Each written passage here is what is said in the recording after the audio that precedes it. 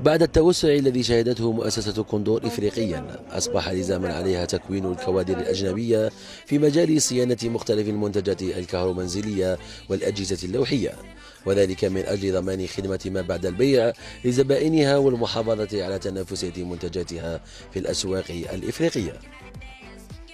نظرا للوجود والتوسع اللي شهدته كوندور في البلدان الإفريقية والبلدان العربية اللي رانا متواجدين فيها، خاصة منها الشقيقة، يعني هذا الشيء يطلب منا باش أن نديروا خدمة ما بعد البيع ونقدموا خدمة لزبائننا عن طريق نقاط تاع خدمة ما بعد البيع، واللي هي تتمثل وراح تكون ممثلة في إطارات وشباب مهندسين اللي يجوا يتكونوا هنا عندنا.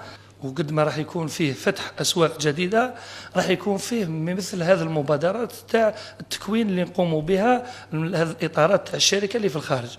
يعني كل ما نفتحوا سوق جديد راح يرافقوا مرحلة تاع تكوين. يعني الطلبة المتربصون والذين التحقوا بمركز التكوين التابع لمؤسسة كوندور يأخذون دروسا نظرية وتطبيقية في مجال صيانة مختلف الأجهزة الإلكترونية وبرمجيات وتطبيقات أجهزة الكمبيوتر والهواتف الذكية.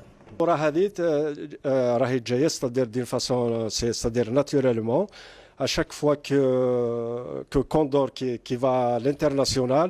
Donc on forme en parallèle les services techniques et les services d'après-vente, des formations qui se déroulent ici à Condor, au niveau de l'Borj. Il y avait déjà l'équipe de Tunisie, du Sénégal, de Maroc et la Mauritanie. نحن طلبة مهندسين منفذون من ليبيا تبع شركة كوندور.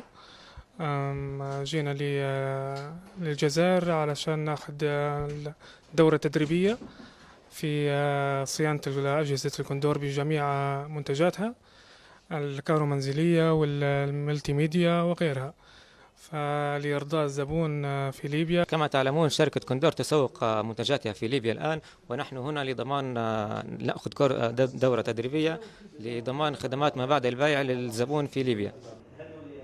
إن توجه مؤسسة كوندور نحو تكوين اليد العاملة الأجنبية سيعزز من تنافسية منتجاتها ويكسبها ثقة الزبائن الأفارقة، خاصة في ظل منافسة مختلف الماركات العالمية.